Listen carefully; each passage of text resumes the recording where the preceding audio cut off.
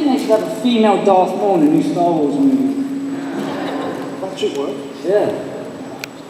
Make her dangerous and sexy. I heard, yeah. Not that you're not, no, let me rephrase that. No, but I find when, like, whenever ladies dress up as Maul, it looks really good. So, anyway. Yeah, speaking of Darth Maul. How is everyone? You good? Are you having a good time? Yeah. Feel nice and toasty out there? It's warm, isn't it? Beautiful day. It is. I brought the sun, so you can thank me later. So, here we are. Yeah, speaking of Darth Maul, I know it's a long time ago, but how did you manage to get that coveted part? George was looking for an actor who could do stunts, or a stuntman who could act, so basically one person. And Nick Gillard, the stunt coordinator, had heard about me. I worked on Mortal Kombat Annihilation as a martial artist, and then I wasn't a stuntman because I wasn't allowed to do stunts in the UK, but when we went on location to Thailand, I was able to double for Raiden, so I did all the fights for Raiden and the stunts. So I learned how to do wire work and air round. So Nick had heard about me and asked me to come in, and 3 hours later, he was proposing for me to come and work with him on a test fight for George. And so within that week, there's 4 days of rehearsal, because George wanted to see the style of fighting that Nick was showing. And I was able to sort of show him, put in some of my wushu and kung fu skills into the fight. But not too many of those moves, because after all, you're a Sith. You know? Sith, yeah. So I had to be very careful. It's not Bruce Lee in space. No, it's not Bruce Lee. It wasn't a kung fu movie, and George didn't. He liked what I was doing, and so did Nick. But he didn't want to go. This is this style of kung fu. George wanted to create his own. It had to be their own Jedi Sith style. So it was fun, and of course I became a big kid again. You get handed a lightsaber, and you can't help making the sounds. You just demonstrated. Yeah, exactly. Now, back then we didn't have stuff like that to play. I'm used to using weapons in martial arts and exhibition weapons, but now you can actually go out and buy a lightsaber and play fight and have fun with it. So it's great. It's great that the technology is out there now. So what were the lightsabers like on set? Props. Not like that. Didn't light up. What were they made of? Whatever the handle was made out of, like a plastic resin, and then the poles were aluminum or aluminium. But my practice one, I asked for it to be heavy, so I had a steel, like a rod. So I'm used to in traditional martial arts using heavier weapons. So when you compete, you use a lighter weapon, exhibition weapon, and I was just used to that. I was still competing when I landed the part as Darth Maul. So whatever I was doing in the daytime training, I just transferred that into rehearsal. But it was the biggest prize ever. I landed the part in a movie, so it was great. I was really over the moon. Very happy. Can everyone understand me? Okay, good. But you as a martial artist, you already had the skills to fight with the sword and the double sword and whatever. Yes. But your opponents, Liam Neeson and Ewan McGregor, they're very skilled actors, but they're not sword fighters. How come it looks so good, not only you, but your two opponents as well? Liam and Ewan, I think that they've had their own training and experience with different weaponry. And so I saw it as we were all working together on it. And in every movie I work on, especially on Heroes, I said to Milo, we're not going to fight, we're going to dance. And I learned this from watching Jackie Chan and reading up about Jackie Chan, is that you're only as good as the people around you as well. And so in order for him to execute some of his fantastic stunts and fight scenes, the people he's working with are excellent, and they help sell that. So I always felt like there's not one person's better than the other person. You've got to stick to the story, and everyone's going to have a chance to showcase their good stuff. And we all put the rehearsal in, and I'm a martial artist, but I had to learn how to do things differently, working with other people, other actors, and working on set. We were used to doing exhibition forms in wushu and kung fu, like we would do 2 spears against a sword, or a kwando, like a big sword against, bow staff, and 3 sectional cudgel against 2 spears. So we were used to at performing things like that for an audience. But it's not like, so that helped me movie choreography. But then when you have cameras involved and you've got to sell it, you know, I was always like, this is not real, I wouldn't do this, but you have to just adapt. So I learned a lot, and working with Ewan and Leon, they helped me bring out the character. Because working with the stunt guys was great, because I'm working with other athletes, and we're very energetic and very fast, and the pace was different with the actors, but it was actually, I preferred it. It was a better pace, because it helped me bring out the character. But the pace was still very high, in my opinion. Oh yeah, definitely. When you see the difference between what we saw in Star Wars Empire Jedi and then The Phantom Menace, you guys dueling, that was a whole other level. Yes. Sword fighting. So what I meant was this, early on when I'm working with the other stunt performers, and they have a background in martial arts and whatever they do. And so I'm 22, so I'm always testing myself, and the other guys are testing themselves, and we want to see how fast we can do it, and how good we can do this, and how high we can jump. And so it's a different pace with the actors at first, because even though I've been rehearsing for a few months, they're just starting to learn. And then within a short period of time, their pace was phenomenal. Like Ewan, like whenever I mentioned this yesterday, I always used to watch myself, whenever I saw Phantom Menace, because I always wanted to critique the things I'm doing, or reminisce on the time that we had.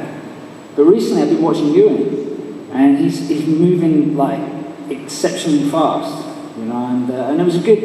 And we used to sort of like encourage each other, like, we're gonna do this, and come on, you're doing a football match, you go, come on, yeah, I'm gonna get you. And you can see it in the movie, I'm pacing like this, you can see it, and that's me going, come on, ah. But I didn't actually think George was gonna use it in the film, so you see a little bit of that, I just thought they were gonna cut it. So little things like that remind me of what I was thinking at that time. And so it was a lot of fun. I feel very grateful to be asked to do that, and now I'm here. So my dreams have come true. So thank you for keeping Darth Maul alive. Appreciate it. Any questions? Don't be shy now. I was just going to say, this is a shy crowd for a Sunday afternoon. There you go. Hi, my name is Kevin. I'm from Holland. Big fan of this. Oh, thank you. What age were you when you started training? My first Kung Fu class, I was 7. I was 7 years old. But my dad always said that I was jumping and kicking as soon as I could do that before I could walk. And every father thinks, the kids, because kids are unbelievable, how quick they can walk and stuff. But my dad was into Bruce Lee, and I think so I was always watching Kung Fu movies as a kid, and anything that had martial arts and gymnastics, and that's why superheroes are liked, because they had superpowers. And it got to a point where we found a Kung Fu class that did a lot of the animal styles. So it was like a Kung Fu movie. And we saw this guy training in the park. He had like an 8-pack, chiseled, long hair, and he's practicing these different Kung Fu animal styles. And it was like something out of a movie. We're driving past on the bus, and he was just shirtless, and then he started doing flips and somersaults. And so I said, Dad, Dad, Dad. And my dad went up to him and asked him if he would teach me. He goes, no. So my dad got like, what? And he goes, but my master can teach it. And so I went to Kung Fu class, and ever since then I've not looked back. I just wanted to be like the guys in films. I wanted to be like Bruce Lee and Jackie Chan. And so when I was about 14 and found out that they had stunt guys and wire work, and they couldn't actually fly, and I was disappointed. I was like, what? I used to it was great watching stunt shows, this is how stunts are done. But it also sort of crushed my dreams. But then you find that there are actually guys out there that can do it, the real deal and stuff. And so I just focused on being able to do things and do the best that I can. And then I got into Wushu when I was 14, so purely because I wanted to work with Jackie Chan. I wanted to go to Hong Kong. I had it all planned out. 21, go to Hong Kong. I'm going to work out there, get married, learn how to do it, all the stunts, all the wire work out there, and then go to Hollywood when I'm 30, and then make my own movies. And then That had it all worked out as a kid. So I had a goal when I was training. And then when I was 22, I landed the part of Star Wars. So I'm very lucky. Is it fair to say that your role as Darth Maul opened up other doors for your career? It did. It didn't. It did, and it did not. In a sense, it was like I had to wait 2 years before I was allowed to talk about me being in Star Wars. I would try and get like an agent, and I said, I'm in the new Star Wars movie, but I wasn't allowed to tell I was the bad guy. And one of the agents had the cheek to say, what were you, an Ewok? I was like, what? So no one believed me. I wasn't allowed to, when I was trying to get work, I said, look, I'm in the new Star Wars movie, it's going to be big. So for 2 years, it was hard. And then when it came out, it was just like, and that's how I got X-Men. And Bryan Singer was on set that day, and he remembered watching me doing the fight scene. But we always had people, and apparently there was a lot of important people on the set, but when you've got the contact lenses in, you can't see anyone. And the sets were always a little bit dark, and I was always focused as well. But it's helped me to get other work. But I still have to prove myself. I still have to audition and go in and do things. And I always get the bad guy roles because of it. Well, not always. I mean, G.I. Joe. Well, Snake Eyes was the first good guy role, so it was like, yes, I broke the mold. And plus, G.I. Joe was the first toys I played with as a kid, and Storm Shadow and Snake Eyes were my favourite characters. And they were the reason why I wanted to be a ninja and maybe be a commando as well at the same time. So landed in that run, I auditioned for that with a few other guys, and to actually win it was a dream come true for me because it happened because of Star Wars. But then I'm living my dream. I used to play with Snake Eyes and stuff when I was a kid, so it was pretty awesome. But again, no contact lenses as Snake Eyes, but still a mask. One big contact lens. Yeah, exactly. So how did that work for you? Because it must have been very difficult. Excuse me. For the first movie, because I've never worn any suits like that, anything like that at all, and I've sort of learned to. In Kung Fu, you're either training in barefoot or you have little plimsoll like shoes on, or light gear. So to do things with boots on and gloves on and handle weapons was a challenge. And so it taught me a lesson in life as well, that you're not always going to be in the most comfortable gear if you have to start busting out moves or run away to save your life. So I started having a mentality of training with backpacks on, motorcycle helmet on. I would try and do flips with, make it harder for myself. And so it was a good challenge. And then one of the guys who was on the stunt team, he was a Power Ranger. And he gave me a few tips. And so I learned not to complain. Doesn't do my inner chi, well-being any good complaining. So you just get on with it and take pride in the training and hopefully it pays off. Were you disappointed when you learned that you weren't going to be the voice of Darth Maul? And did you work on the voice, or were you told beforehand that you weren't going to be the vocal talent for it? I was told that whoever gets the part of Darth Maul is not going to voice him. This is before I got the part. So that same day, I learned everything about what was going on in the movie from Nick. And he says, if whoever gets this, and if say George likes you, they're gonna dub him with another guy anyway, because that George is superstitious and he did it with Vader, and they're gonna do it with this. So I was like, all right, cool. And to me, it was all about the action anyway. So when I did have lines, I was like, why am I talking? So it was one of those. I thought they were gonna dub him, and not being experienced in how movie making works, I just watched movies, and it only had a few lines. So I also always knew, and plus back then, my voice was a lot more really, what's the word? It was like, what, mate, how you doing? Morph, yeah? All right, master. If a tracer Craig, I'll find them quickly, my master. So that's how I talk. So, all right, yeah, all right, geezer. And of course, when I'm on set, I was going, yes, master. I was doing master. But that was just the way it was. So, Peter Serafinowicz had done an awesome voice for Maul. And it was good. And I worked with Ian McDermott, and he, I asked for some tips from him, and it was great. So, But if I was to be brought back as Maul now, I've been working on it. You know? A little bit older. Not 22 anymore, you know what I mean? Right, geezer? To do a Guy Ritchie Darth Maul, you know? What's up, Jedi? You alright, mate? You want to have a fight, do ya? Alright, let's go then. Use the power of the dark side. That's excellent. So, yeah, question from you, Michael from Amsterdam. Yeah, fine. I'm just wondering, we all know that Darth Maul was sliced in half, but as we see in the animated series, that was not the end of his life. And your brother, or Darth Maul's brother, Savage Opress, still teaches him. So everybody's coming back together, they're putting the band together in the TFA. But how would you feel like if George or another director would say, well, maybe you should put Darth Maul in another episode?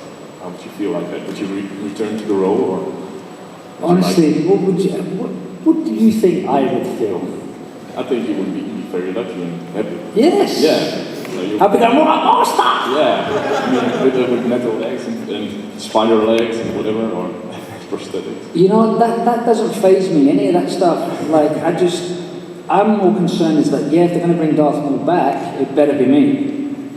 You know? And I don't care if it's someone else's voice. Thank you.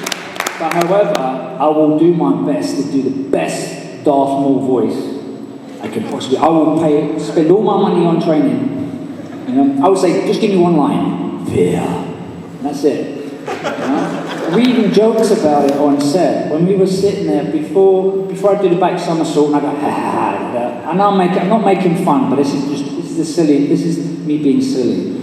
And this is just my personality. But we, in between takes, myself and Andreas Petridis, who's the assistant stunt coordinator, we used to sort of speculate on different ideas for different weapons.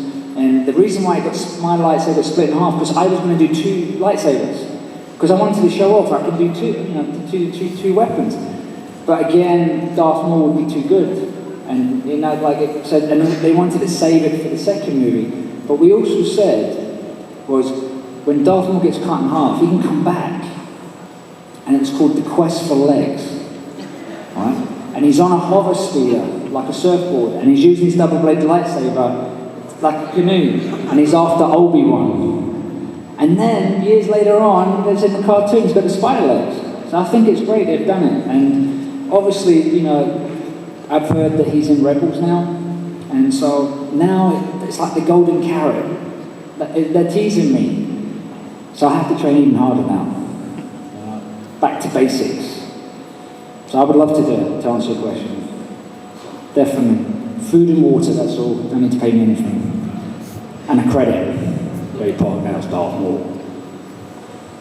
You guys having a good time? Yes. Yeah?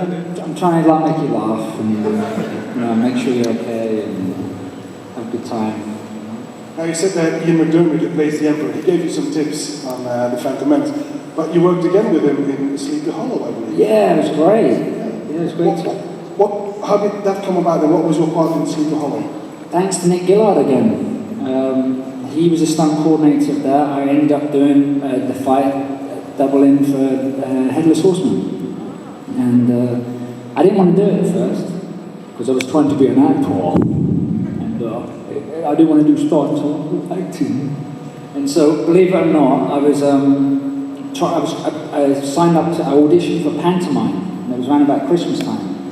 And panto paid like $100 a week, £100 a week or something like that. And then you had to find your own place. But I wanted to do it for experience and be taken seriously. And Phantom Menace hadn't come out yet. And then Nick had said, you know, Ray, you know, because he asked me, he didn't tell me too much about it, but I thought I better keep away from stunts just in case, you know. And he goes, but Ray, you're going to love this. You're going to have a sword and an axe. I'm like, I'm in. And it was great, and I learned about the legend of Sleepy Hollow, and I got to work with Johnny Depp and Casper Van Dien. We're good friends, and so it's great. I'm so glad that Nick asked me to do it again, you know? And I can't believe that I was torn, and I'm not making fun. I was really torn. I wanted to do it, but I wanted to also do the acting job, you know. Even though I paid like nothing, but I felt like I had to do it to be taken serious and to get. I knew I wasn't a trained actor. I hadn't gone to acting school. I'm a performer. That's what I do. You know, I knew I could perform and do action and do action acting. But I wanted to do this stage performance just to sort of get experience and be taken seriously. I was trying to prepare myself, and but I'm glad I did it. I'm glad that and I told myself never to sort of question if it's something that I want to do and enjoy, whether it's acting or stunts, I'm going to do it. You know, if I get to have fun and fly, it's a blessing. Were you starstruck on X-Men? I mean, Hugh Jackman and all the other cast. I mean, Patrick Stewart must have been impressive, no? Every job I'm on, I get starstruck. I don't know what to say. I'm scared in case I spoil it and I put my foot in my mouth or something, or say something silly. And I was like that on Phantom Menace. And it was just like watching Ewan McGregor and Trainspotting, and I wanted to talk to him about it, but I was scared to be all fanboy and ask him stuff, and he was really cool. And I had a crush with Halle Berry when I was about 15, and then I get to work with her, and I'm like, what do I say? So it was cool, it was really good, with Patrick Stewart and Ian McKellen, and I go, wow, I just feel very lucky, to work with some of those guys and hang out. And even doing the conventions, I get to meet other actors and hang out and say hi, and then you sit next to them and go, wow, I've been watching you on TV. It's great. I'm a fan too, so it's nice. And for a little while, earlier on in my career, I couldn't watch TV or movies because you understand the process of it being made, so it takes away the magic. And then I switched again, and now I can be a TV junkie, I can binge, I can watch something and just get into it, and I love it. I can't wait for the season to finish, and I'm just going to sit there one day and watch my TV show. Love it. Couch potato. So what's your next project? What are you working on now, and what's in the future for you? Nothing really. I'm unemployed. Oh, no, I'm joking. I'm training really hard at the moment.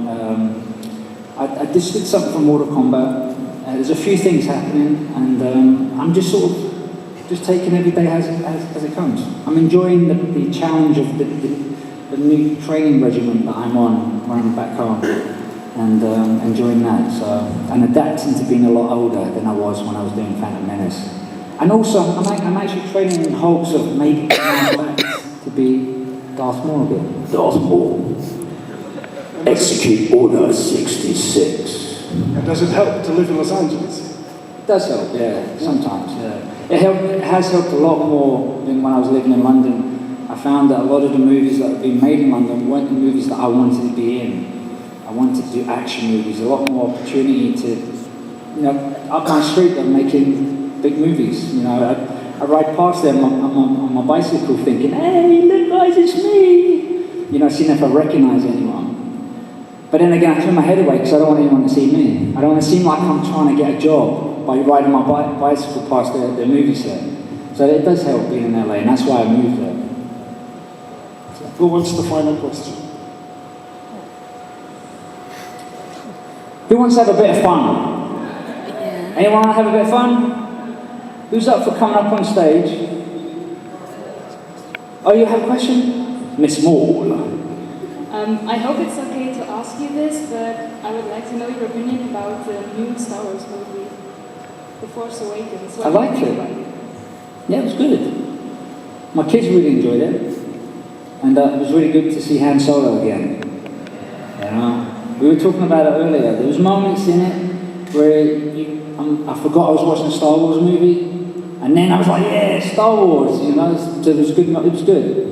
And get to watch with George sitting over there, so I felt lucky to be there. But what was really cool was to sit there with my family and sort of be part of it as well, and wishing that I was part of it still. No, but it was fun. It was good. It was good. It was good to see. I didn't like when Han Solo got killed. I wanted to see him back for the second one or the next one. What did you guys think about the new Star Wars movie? Yeah? No? Yeah? Any G.I. Joe fans in the house? Any Heroes fans in the house? Yeah. Star Trek? Careful now, careful. Batman? Yeah. Has anyone seen a new Batman movie? Batman Superman. Is it good? Yeah. Cool. Alright, let's have a bit of fun on stage. Who wants to come up on stage, do a bit of posing? Anyone? Alright. Anyone else? More? Yeah. Anyone else? Two more. Two more people. Two